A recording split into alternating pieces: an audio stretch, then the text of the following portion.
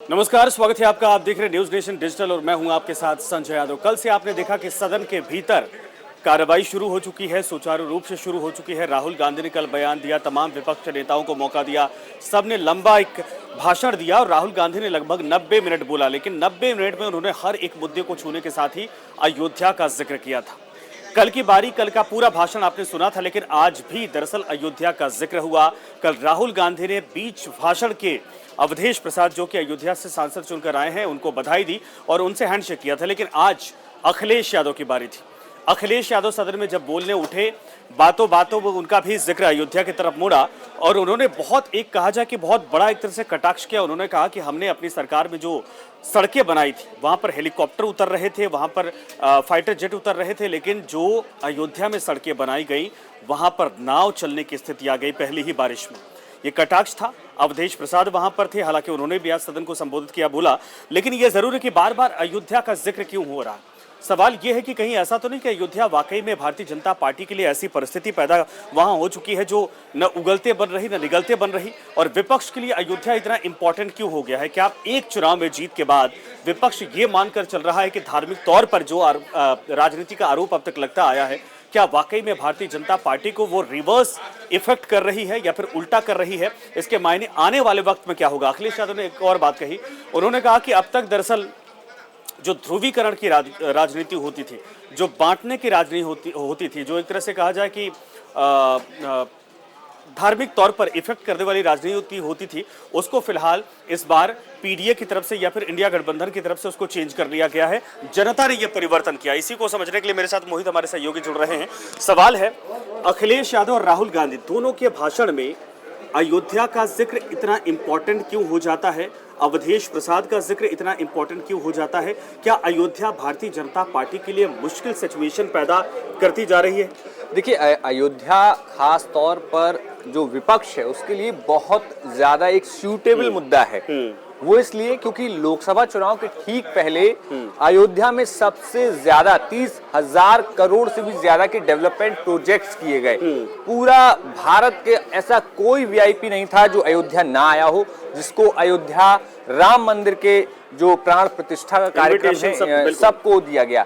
तो ये जो इतना बड़ा मुद्दा था, ऐसे में अयोध्या में विपक्ष, यानी कि विपक्ष का वहां पर जीत दर्ज कर लेना, और खास तौर पर भारतीय जनता पार्टी जो उत्तर प्रदेश में सबसे ज्यादा मजबूत मानी जाती है, जिसकी उत्तर प्रदेश में सरकार है, लेकिन अयोध्या जैसी सीट, यानी कि जो फैजाबाद लोकसभा सीट है, वहां पर बीजेपी हार जाना, वो एक बड़ा सवाल बन गया और साख का सवाल बन गया। इसके साथ ही साथ अगली बात ये थी कि अयोध्या में अगर कास्ट कॉम्बिनेशन देखें तो विपक्ष की तरफ से जो प्रत्याशी थे अवधेश प्रसाद, वो दलित समाज से आते हैं, पारसी बिरादरी से आते हैं, और ये जो वोट बैंक की गणित अगर हम देखें तो खास तौर पर समाजवादी पार्टी हो चाहे कांग्रेस पार्टी, दोनों ही पार्टियों की निगाहें इस वक्त गैर यादव ओबीसी यानी कि अति पिछड़ी जातियां और अति दलित जातियां, उन पर निगाह टिकी हुई है।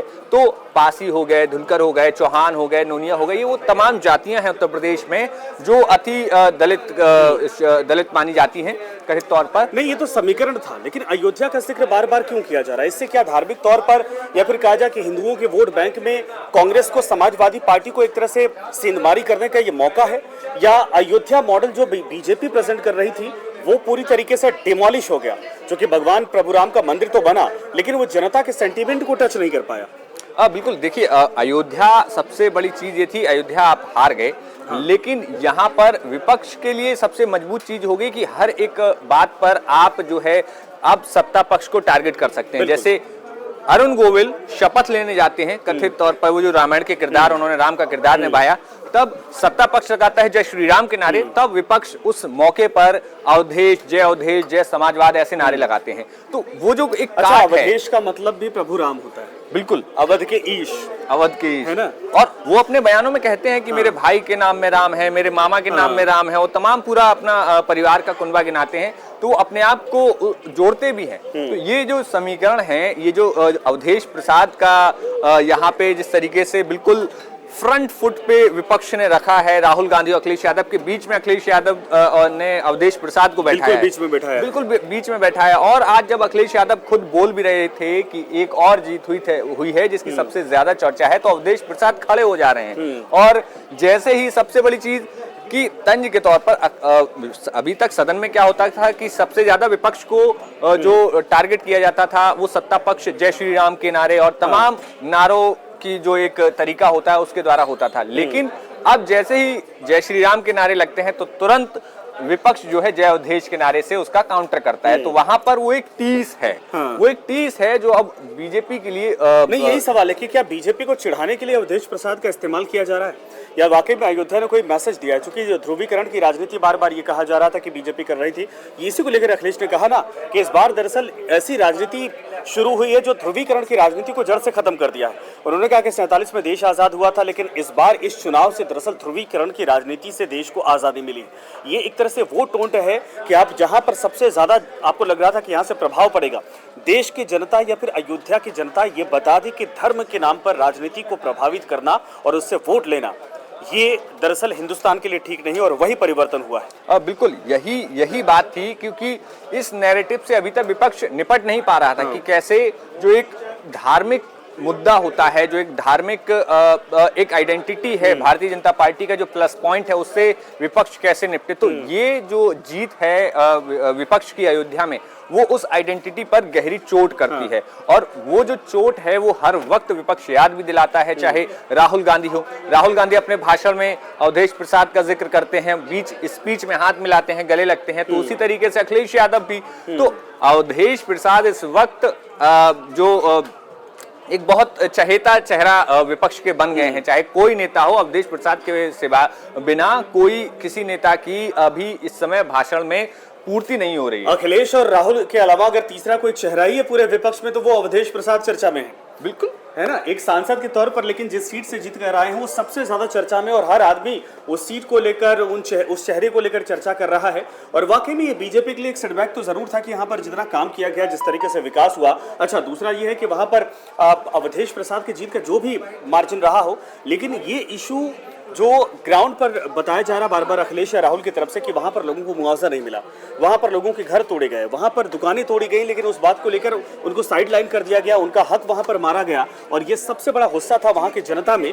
ठीक है, ग्रामीण इलाकों से अवधेश प्रसाद को वोट पड़ा, लेकिन शहरी इलाकों और खास करके अयोध्या के मंदिर के आसपास के इलाकों में भी लोगों की नाराजगी थी, जो वहां पर कारण बनी हार का। ये दिखाता है कि आप भगवान राम के नाम पे उनको ठीक है आपने आस्था के तौर पर प्रभावित किया, लेकिन उनको एक तरह से उनकी जिंदगी जिस तरीके से तबाह कर दी, या फिर पूरी तरीके से सब कुछ था वो उजड़ जाने के बावजूद आपने समर्थन नहीं किया। और ये वहां के लोगों ने इस बात को समझा कि सरकार चाहे जिसकी भी हो, लेकिन ये साथ में नहीं रहने वाले। देखिए, यहाँ पर एक सबसे बड़ी बात जो अयोध्या में थी, जो तमाम हमारी रिपोर्ट्स में भी निकलकर सामने आ रहा था, और लगातार जो लोगों से बातचीत, देखिए एक जो कहावत है कि जब बड़ा हाथी चलता है तो छोटे मोटे जो पेड़ होते हैं वो दब जाते हैं। वो राजीव गांधी ने कहा था कि बड़ा बरगद का पेड़ गिरता है तो छोटे मोटे पेड़ तो ऐसे ही खत्म हो जाते हैं, दब जाते हैं। तो वहां पर यही हुआ कि अयोध्या में जो बड़ा प्रोजेक्ट, मेगा प्रोजेक्ट, बड़ी बड़ी योजनाएं, जो सारे मुख्यमंत्री से लेके बड़ा बड़ा वीआईपी डेलीगेशन लगातार चल रहा है, तो ऐसे में जो छोटे लोगों की समस्याएं थी वहां पर उनका निस्तारण नहीं हो रहा था। खास तौर पर अब जब लोग अपनी समस्याओं को लेकर जनप्रतिनिधि के पास जा रहे थे, चाहे सांसद हो चाहे विधायक हो, वहां पर अक्षम थे जो वहां के योजनाओं का जिक्र किया गया था। कल मुख्यमंत्री योगी आदित्यनाथ ने कहा तो कि 1700 करोड़ से ज्यादा हमने वहां पे रुपए बांटे हैं, और ये उन मुआवजे के तौर पर ही बांटे गए। तो आखिर वो 1700 करोड़ गए कहाँ? सवाल ये खड़ा होता है। अगर लोग ये कंप्लेन कर रहे हैं और अवधेश प्रसाद, अखिलेश यादव, राहुल गांधी ये कह रहे हैं कि लोगों के घर तोड़े गए, तो उसके बदले उनको बाकायदा कंपनसेशन दिया ही नहीं गया, उनको मुआवजा दिया ही नहीं गया। सड़कों से जिनको हटाया गया, जिनकी दुकानें थी, जिनका कारोबार था, वो पूरी तरीके से सड़क पर आ गए, उनको वहां से हटा दिया गया, उनकी कोई सहायता नहीं की गई, और ये आक्रोश दिख रहा था। दूसरा ये है कि जिन निर्माण की बात कही जा रही है, पहले बारिश में वहां पर पानी भर गया। देखिए, वहां पर कंस्ट्रक्शन लगातार चल रहा है, और ये जो वाटर लॉगिंग तमाम जिलों में है, उत्तर प्रदेश में कई जगहों पर वाटर लॉगिंग की इस समय समस्या है, और जिस तरीके की बारिश हुई है उसमें तो और ज्यादा समस्या ये बढ़ गई है। अगर अयोध्या की बात करें खास तौर पर, तो वहां पर मुआवजे को लेकर जो बड़ा प्रश्न था, चूंकि सरकार का कहना है कि हमने सर्किल रेट से काफी ज्यादा पैसा मुआवजे के तौर पर दिया, लेकिन वहां पर समस्या ये है कि अयोध्या में जमीनों और प्रॉपर्टी के रेट इतने ज्यादा हाई हो गए, इतने ज्यादा। अब देखिए बड़े बड़े कहा गया कि अमिताभ बच्चन ने वहां पर इन्वेस्टमेंट किया, बड़े बड़े लोगों ने वहां पर जमीनें खरीदी, होटल बाहर के तो लोग आए हैं, हाँ, अदर स्टेट के जिनमें गुजरात के लोगों का भी जिक्र किया जाता है बार बार कि वो लोग आए, लेकिन असल में वहां के जो लोकल रिहायशी थे उनके हिस्से में उस विकास की जो एक तरह से रोशनी आनी चाहिए थी उसमें उनको हटा दिया गया। उस रोशनी से वो प्रभावित नहीं हुए बल्कि बिल्कुल साइड लाइन कर दिया गया। मजबूरी ये हो गई कि जो उन्हें मुआवजा मिला वो उतना नहीं था जितना मार्केट रेट ऊपर चला गया। सर्किल रेट जरूर सरकार ने बढ़ा के दिया, लेकिन जो मार्केट रेट ऊपर जा चुका था उस तक वो, अब चूंकि आपको जितना सर्किल रेट मिला, आप उस पैसे में आपका जितना घर गया उससे उतनी जमीन या उतना मकान नहीं खरीद सकते थे उस आसपास। तो उनको, और दूसरी चीज, जिन लोगों को बसाया गया उनको शहर के बहुत ज्यादा दूर बसाया, बहुत दूर बसा दिया। क्या आपको अलॉट कर दिया गया एक आवास, जो सरकारी जो क्वार्टर बनाए जाते हैं, विस्थापन की जो प्रक्रिया होती है उसमें। तो ये तमाम जो छोटी छोटी चीजें थी। और एक खास बात, राम मंदिर के ठीक पीछे जो एक रास्ता है अंदर जाने का, पूरे 1.5 से 2 किलोमीटर, वो हमेशा पिछले 20-30 साल से बंद था। वहां पर इतनी ज्यादा हाई सिक्योरिटी, हाई चेकिंग होती थी, लेकिन अभी हाल ही में सरकार ने वहां पर उसको खोल दिया है। जब हमने लोगों से बात की तो उन्होंने कहा कि ये 20-30 साल में अब ये मौका आया है कि हम यहाँ पर अपने गाड़ियां ले जा सकते हैं, नहीं तो 2-2, 3-3, 4-4 किलोमीटर का राउंड लेके जाते हैं। एक रामपथ है जिससे मंदिर में जाते, एक हनुमानगढ़ी से जो बीच का रास्ता कनेक्ट करता है रामपथ को, वही वो पुराना रास्ता था जिसको वाकई में मैं खुद गया था, वहां का वर्कर ने बहुत चौड़ा कर दिया गया है। विकास वहां पर इस तरीके से दिखता है, लेकिन लोगों की बात यह है कि यहाँ पर तो बाहरी लोगों को बसा दिया गया, हमें मौका नहीं दिया गया। हम यहाँ के लोकल थे, इतना हमें मुआवजा दिया नहीं गया जिससे हम वाकई में फिर से दोबारा खड़े हो जाएं। और अयोध्या बसाने में, अयोध्या नगरी को इस तरीके से बनाने में हम लोगों को उजाड़ दिया गया। खैर वो दूसरा मसला था जिसको लेकर बार बार कटाक्ष किया जा रहा है, लेकिन सबसे बड़ा सवाल है कि जिस सेंटीमेंट को बीजेपी एक तरह से अचूक अस्त्र मान रही थी कि अयोध्या का इनॉग्रेशन करना पूरे देश में एक वेव होगी और जिसके सहारे यहाँ पर 400 प्लस या 400 पार तक पहुंचा जाएगा। बार बार अखिलेश यादव, राहुल गांधी उसको टोंट कर रहे हैं। उन्होंने कहा कि 400 पार का नारा दिया गया लेकिन 240 तक आके अटक गए, और ये साफ तौर पर दिखाता है कि आपकी राजनीति एक दो बार हो सकती है कि जनता आपके बहकावे में आ गई, लेकिन समाज में जो समरसता की भाव होती है, सबको साथ लेकर चलने की भावना होती है, वो दिखी नहीं, और इसीलिए जनता ने इस बार परिवर्तन किया है। ये हिंदुस्तान की जनता का और यूपी की जनता का धन्यवाद। अयोध्या में एक चीज और है, जो अयोध्या और फैजाबाद लोकसभा सीट के समीकरण देखें, वहाँ दलितों की संख्या काफी ज्यादा है। और इस बार के लोकसभा चुनाव में दलितों में एक खास तौर पर सेंटिमेंट ये देखा गया था कि लोगों में ये मैसेजिंग चली गई कि संविधान को बदल दिया जाएगा। अगर दूसरी तरीके से इस चीज को देखें कि सांसदों को चुना ही जाता है कि वो आपके लिए कानून बनाएं, नए नए नियम बनाएं और आपके हिसाब से पॉलिसीज बनाएं जो कि संविधान का एक हिस्सा होती है, लेकिन मैसेजिंग जिस तरीके से हो गई कि संविधान बदल दिया जाएगा, तो वो वहां पर कास्ट कॉम्बिनेशन में जो विपक्ष था उसने वहां पर बाजी मारी। चाहे अखिलेश यादव की इस मामले में सबसे बड़ी धर्म वर्सेस संविधान, एक तरह से कहा जाए कि मंदिर वर्सेस संविधान, विपक्ष ने यही तो रणनीति अपनाई थी। हाँ बिल्कुल, अगर इसको और एग्जैक्ट आप बोल सकते हैं कि मंडल वर्सेस कमंडल हुआ यहाँ पर। अगर मंडल की बिल्कुल वो लाइन बोल सकते हैं जो उस समय शुरू हुआ था, एक तरह से वही बयार अयोध्या में बहते दिखाई दी।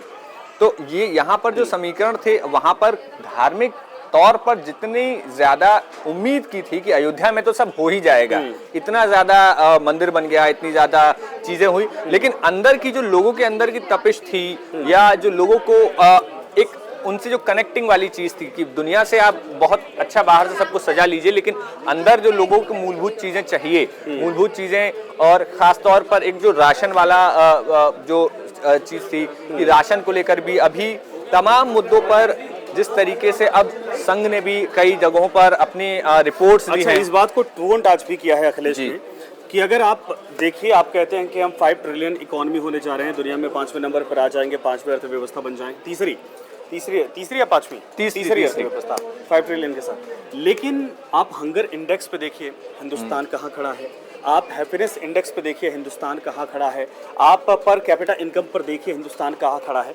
अगर ये चीज़ें वाकई में हम तीसरी इकोनॉमी बनने जा रहे हैं, 5 ट्रिलियन की हमारी अर्थव्यवस्था होती जा रही, सब कुछ बेहतर होता जा रहा है, तो ये इंडेक्स में हमारे रेशियो नीचे क्यों गिरते जा रहे हैं? हमारे लोगों की इनकम क्यों नहीं बढ़ रही? हमारे लोग क्यों खुश नहीं है?